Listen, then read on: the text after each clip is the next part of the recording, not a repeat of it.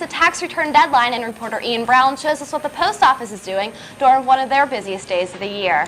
All the rain is certainly dampening chances of a summer tan. Reporter Megan Marshall shows us a place to find that you can tan even if the weather isn't cooperating. Some power changes at Westminster College, and it's good news for the campus radio station. And the campus community is walking together for a good cause. Our Newsmaker segment introduces you to someone who can show us the stars. And of course, Sebastian Driver is back with all your Titantown sports. We're live. We're local. The county line starts now.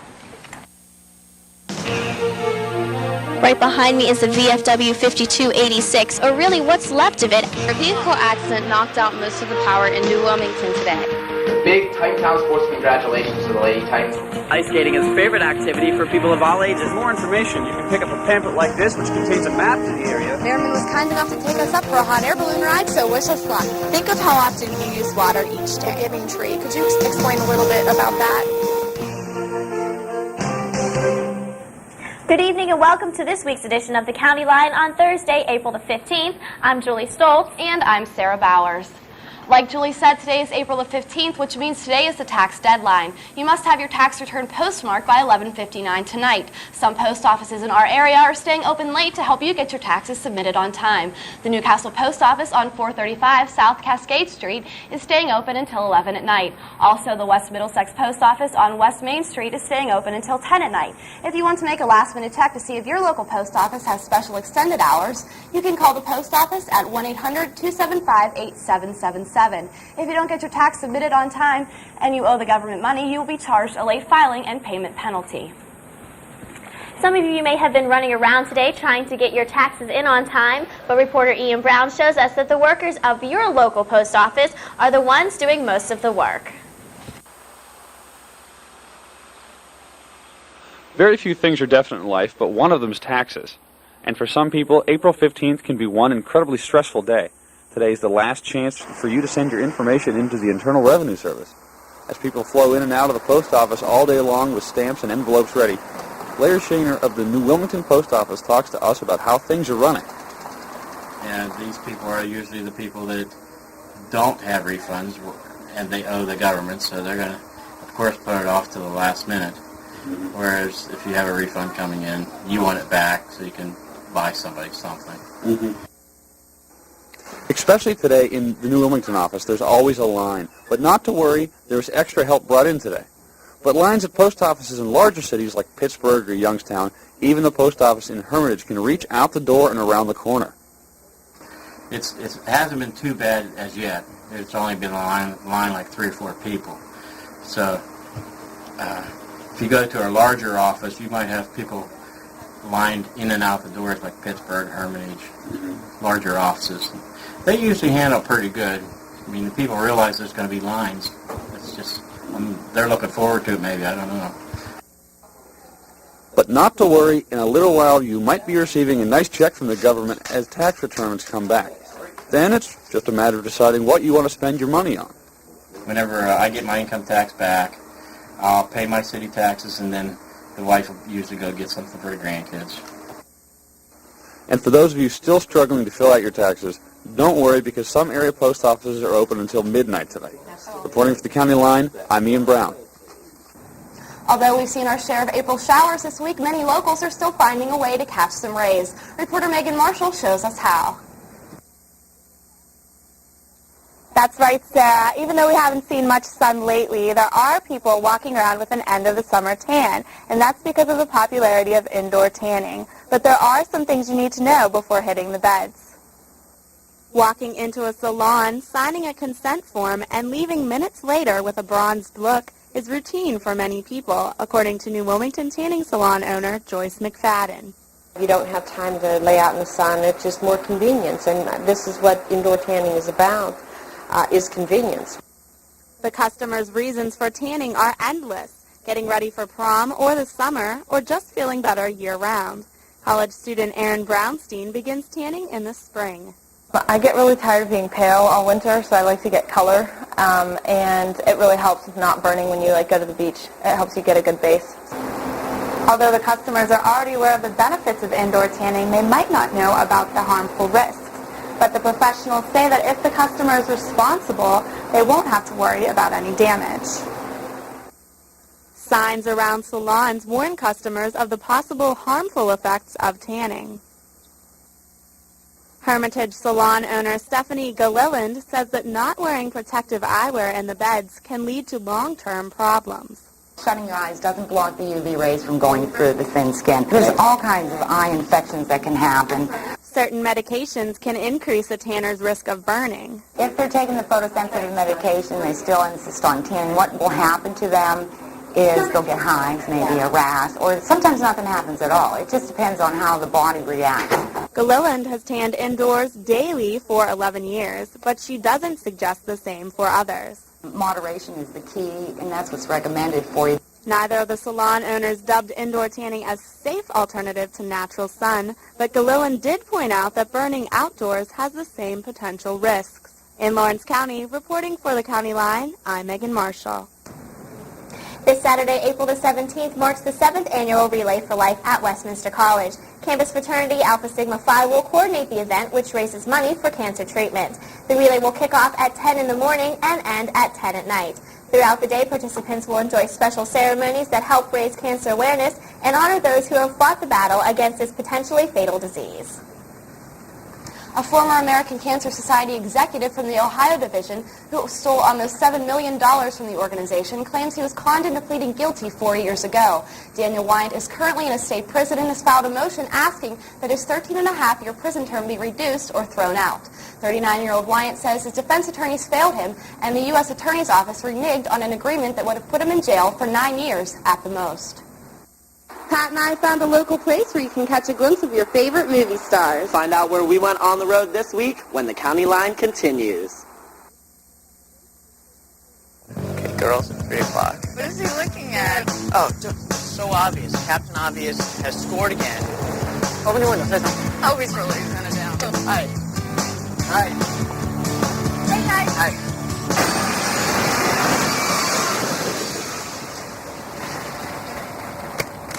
I am an American. I am an American. I am an American. I am an American. I am An American. I am an American. I am American. I am an American. I'm an American. I'm an American. I am an American. I am an American. I'm an American. I am an American. I'm an American. Picture yourself at Westminster College. Westminster offers an educational experience that is second to none. We've been exceeding students' expectations for 150 years. Westminster combines the prestige of a national liberal arts college with the personal attention you deserve. Westminster is a national leader in graduation rate performance and is the most affordable national liberal arts college in Pennsylvania. Visit Westminster's beautiful 300-acre campus to experience an ideal learning environment. Succeed at Westminster College. Pennsylvania Governor Ed Rendell will pay a visit to Westminster College on Monday, April 19th at 7 p.m. He is expected to give a brief address in the Witherspoon Room of the McKelvey Campus Center. Although his speech topic is not released, the government press secretary says he will generally speak about sharing his vision for Pennsylvania's future. He will concentrate on his proposals that will reinvigorate the Commonwealth's economy. The event is free and open to the public. Westminster College will see a boost in its power next fall. More power for the radio station, that is. The FCC approved an application to build a new tower and increase power 200 watts. The improvements will mean WWNW's main signal will soon reach into the Newcastle area, and with extended coverage reaching even farther. Construction is set to begin immediately, with hopes that it will finish by September. Many moviegoers seem to be taking their business to the large cineplexes nowadays, but this week our On the Road team visits a local theater whose appeal lies in their small traditional style.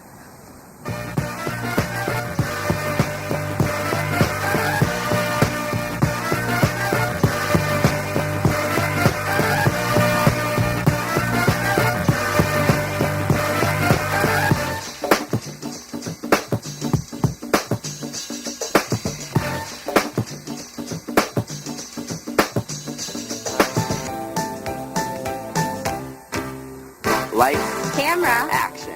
This week, Pat and I are on the road to Guthrie Theater in Grove City. There aren't many theaters like the Guthrie around anymore, which is the main reason why it's such a community landmark. Guthrie Theater has been through many changes since its opening in 1927. We talked to owner Aaron Thomas about how the Guthrie has managed to stay in the community for the past 75 years. Guthrie opened in 1927, and originally it was a vaudeville theater house. So the stage still exists. The movie screen now sits on that stage. So there's been some big-name vaudeville performers come through Grove City. But now it's all big screen movies. Talkies came about back in the late 20s, early 30s. And the original screen for the movies is actually painted on the back wall of the stage. Sometime after that, sometime I'm guessing in the late 40s, early 50s, they put another screen, the silver screen that you see down here in front. We try to book the movies that are going to attract the best audience, and our audience we feel is family-oriented here in Grove City and the surrounding areas, and Disney does very well here. Finding Nemo set records here this summer. I mean, there's just a whole list of movies, and we want to continue to bring some of the older movies back, and we're going to play more classics, and we want to bring new movies here as well. We premiere several movies a year, and we like to keep the big ones and the good ones keep coming. So I bought the business for two reasons. One, I like popcorn, and two, I wanted to see it continue. I wanted to see the lights stay on, and if the business has been, this theater has been entertaining Grove City since before I was born, and I want to see it continue after I die. You get to meet a lot of interesting people. You actually have regulars, and you know when they're when they're coming. We got Monday regulars and Tuesday regulars, and depending on the movie, you know who they're coming with, what they're coming with, and that. So. Pat, that was a really good show. It was, and you know what? The popcorn's great too. I love this popcorn. Well, that's all for us at the Guthrie. We had a great time. And the service was excellent. Good night, guys. Bye, guys. Thank you so much. That's all for this week's edition. Look for Pat and I next week on the road.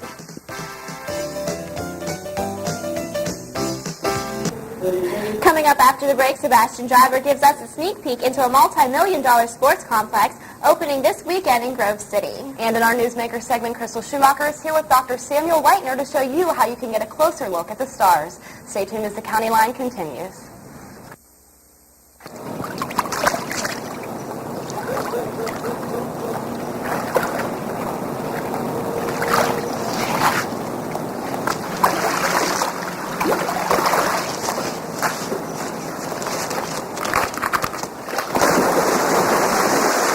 There's a better way to have fun with history.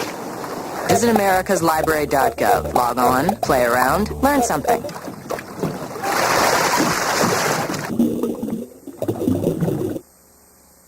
The Lawrence County Humane Society believes in the safety of spaying and neutering your animals. Spaying and neutering can have many long-term benefits. We at the Lawrence County Humane Society believe that all animals should be spayed or neutered. Many reasons why, but the biggest reason is that they will be a happier, healthier pet. Also, it alleviates the overpopulation problem. Getting your animals spayed and neutered is one huge step in making sure that more animals are healthy and find loving homes. I'm the best thing you ever had. All the things I'm guilty of. It's giving you too much love.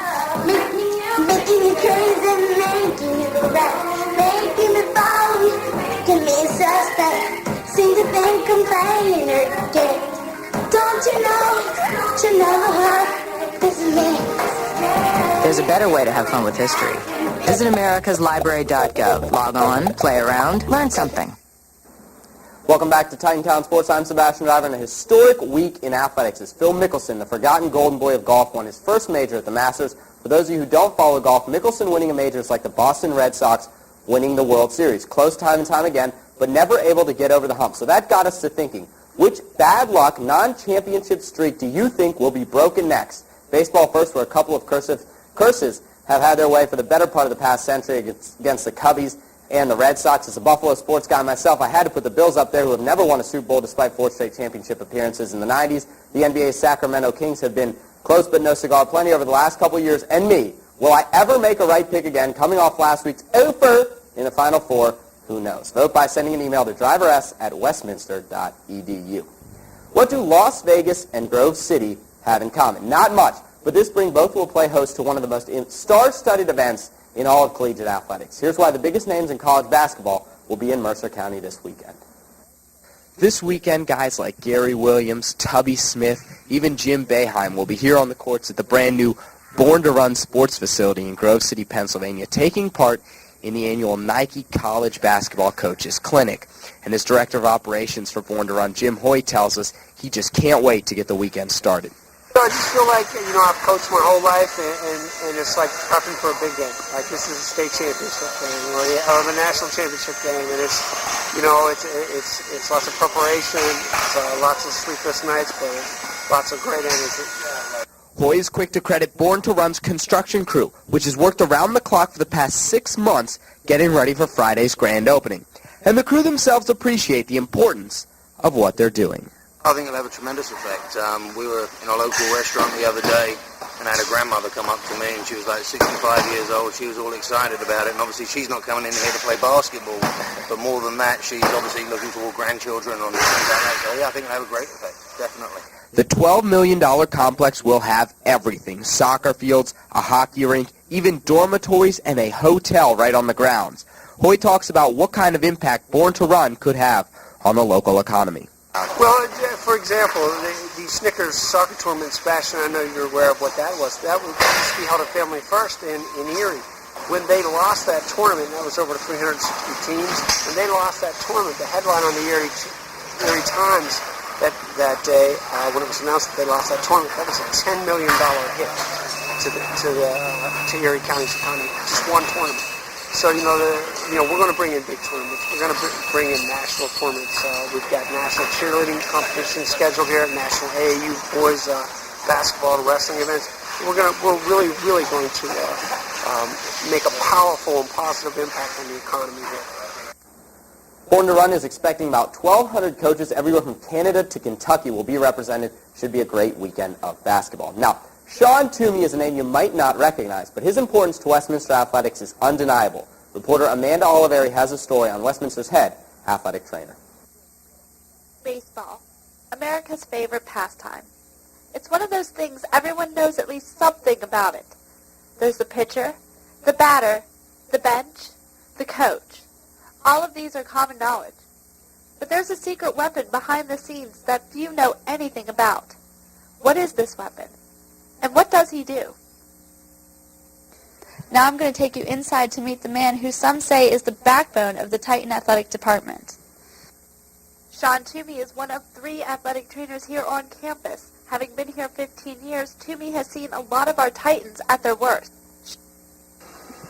Pretty hard together to make sure that everyone is aware of what needs to be accomplished for a person to return to competition, in order that they have the necessary strength and motion and functional abilities to compete at a high level without risking re-injury.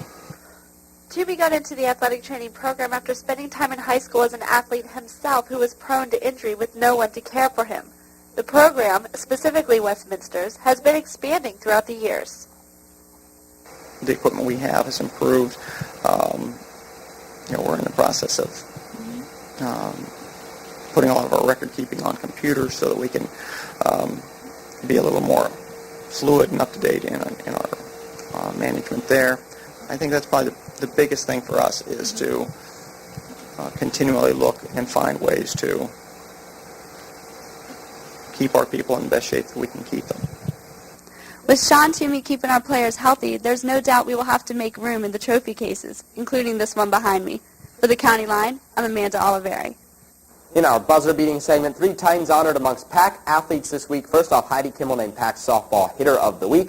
Dave Mauldin of the tennis team compiles a perfect 4-0 record and is named PAC Tennis Player of the Week. And finally, freshman women's golf standout Sarah Bonchowski tabbed PAC Women's Golfer of the Week. At the high school level, perfection achieved in Neshannock senior pitcher Mark Tanner of Neshannock High threw a perfect game last week against Western Beaver. And last but not least, LeBron James is coming to Pittsburgh for an NBA preseason game next year. James Cavaliers will take on the Atlanta Hawks October 28th at the Mellon Arena. That's it for Titan Town Sports. More County Line coming up after this.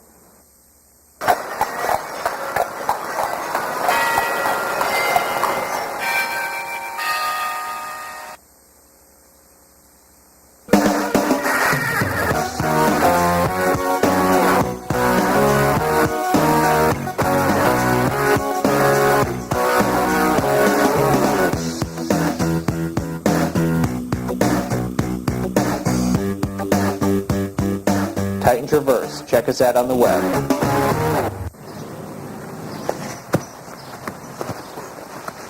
I'm open! Shoot it, Cassie! Shoot it!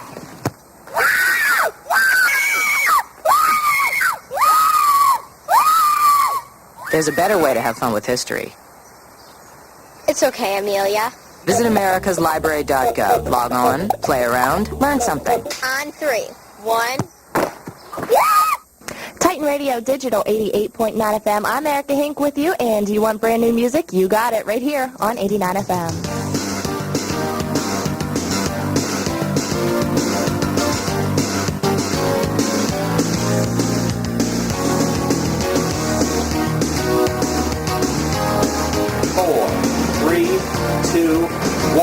Broadcast Communications at Westminster College. Check it out on the web at www.westminster.edu. Welcome to Newsmakers. I'm Crystal Schumacher. It's fun for the whole family, and better yet, it's free, which you can only do on a clear night. My guest tonight is Dr. Samuel Leitner, the chair of the Westminster College's Physics Department, who offers various opportunities for you to learn more about the night sky. Well, thank you so much for being here tonight. Well, glad to be here. Now, many people do not know that Westminster has a planetarium, let alone they can get involved. Now, what programs do you offer for the public? Well, we have several things we do for the public. We have shows that are open to anyone about 3 times a year. For example, this past fall we did a show on Clouds of Fire, which talked about the birth of stars and their life cycle. And almost every year we do a Christmas show of some sort where we talk about some of the astronomical origins of the Christmas season. And this spring we just finished actually a show on Lewis and Clark. This is, of course, an anniversary of their beginning and their trip west and how they used astronomy to do a lot of their navigation across. So we have those that are open to anyone, and we have an extensive mailing list, for example. And you offer programs for children, correct? Yes, yep, and we also offer programs for children. We have many school groups who come, and scout groups too. We've actually offered for scout groups, often they've been able to do one of their badges and all through the planetarium. This spring, for instance, we've had about, I'd say, 10 school groups so far. Even this next week, we've got 3 different school groups coming in and our scout groups coming in. Well, that's quite a lot. Why is it so important to get children excited about astronomy? Well, I think astronomy is one of those areas that just catches the interest of everybody. We see the beautiful images from Hubble over the last decade or so. We constantly are seeing in the news new discoveries. Just recently, the discovery of possibly a little mini planet, a little bit beyond Pluto's orbit. And that was last month. They just discovered this last that. month, yes. So tell me about this exciting discovery. It's called Sedna? Yeah, the name is Sedna, and it's there are many objects in our solar system out beyond the orbit of Pluto. There's a whole region called the Oort belt and the Kuiper belt and Oort cloud. Our comets, for instance, tend to come from that region. But this is one of the largest objects that we have found now beyond the orbit of Pluto. And it's pretty exciting to think that maybe, I'm not sure it'll get the category of a real planet, but it's been an exciting discovery. But I think it's also important just particularly for kids, to try to get them to want to go outside and look up in the night sky. I think we've lost a lot of that in the last many years. We seem to get trapped inside with television and whatever and have lost a little bit of the glory of the night sky, which really is a very beautiful thing. It definitely is. And every season you can see different things in the sky. So what about April? What can you see? Well, this spring has been pretty exciting. First, of course, the constellations change with every season. But even more exciting this spring has been the beautiful show that the planets have been putting on. A little earlier in the month, we actually could see all 5 of the planets you can see with the unaided eye. Mercury right now is disappearing a little bit behind the sun, but we can still see Venus. Venus is that bright object that you see in the western sky at night. Maybe when you can't see much of anything else in the sky, you see that one thing up there, and that's Venus. Mars, just beyond Venus.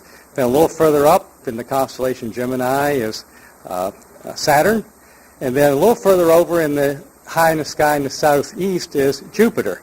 And right now Venus is the brightest, and Jupiter is the next brightest thing in the sky, except for the moon, of course, when it's out. Yeah. Okay, could you tell me when the planetarium came to Westminster? Yeah, actually, planetarium came to Westminster at the time that our section, the physics section of Hoyt, was built in 1987. We didn't have the instrument for the planetarium right then, and Dr. Floyd Zaire, who actually was the planetarium director until his retirement several years ago, managed to find a used projector for us and went to Texas, dismantled it, and brought it back here to New Wilmington, and I helped him some install it. He was the primary person installing it. And we had started shows then immediately in 1987. He was the director, and I sort of helped him during those times, and then took over when he retired. Well, it's great that you've been involved since the very beginning, so that's very exciting. And you said that there's a mailing list that they can get involved. Yes, we have maintained a mailing list for those who are interested in getting announcements about our various shows. It's sort of been an informal kind of list that's grown as people have seen advertisements in the newspaper and whatever and have come to the shows. It's now gotten to 300 or 400 people in the mailing list, and they can call our offices, which of course is area code 724-946-7200, and if they'd like to get on that mailing list and get information about our shows. Well, thank you so much for being here tonight. This really is a fascinating topic. And just to reiterate, if you would like more information about Westminster's planetarium programs, feel free to email Dr. Leitner at leitner@westminster.edu or call 724-946-7200. Please stay tuned after the commercial for more County Line, and be sure to check out the night sky.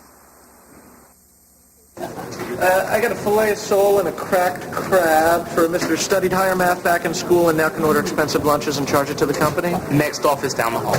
Well, thanks. Have a good one.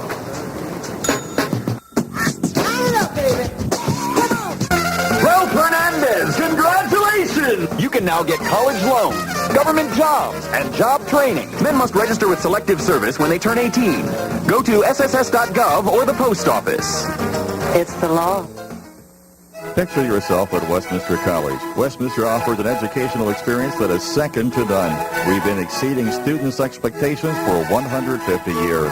Westminster combines the prestige of a national liberal arts college with the personal attention you deserve. Westminster is a national leader in graduation rate performance and is the most affordable national liberal arts college in Pennsylvania. Visit Westminster's beautiful 300-acre campus to experience an ideal learning environment. Succeed at Westminster College. On next week's edition of the County Line, we'll be back with all your live and local news. Earlier in the show, we said Pennsylvania Governor Ed Rendell will be visiting Westminster on Monday. We'll find out how he plans to jumpstart our state's economy. Our on-the-road team waltzes over to a local dance studio where you can learn to cut a rug. Sebastian Driver will be back with all your Titantown sports, plus a special look at spring sports from reporter Amy Dalbon. Be sure to join us again next week, same time, same place. Have a great night.